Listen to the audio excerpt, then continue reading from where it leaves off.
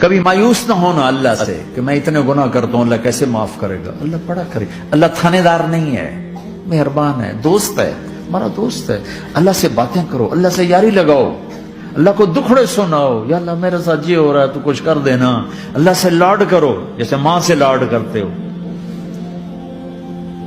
اللہ تو پیار کی چیز ہے نا کہ ڈرنے کی، ہاں ڈرنا ہے اپنے گناہوں کی وجہ سے، لیکن پیار غالب ہو، محبت غالب ہو۔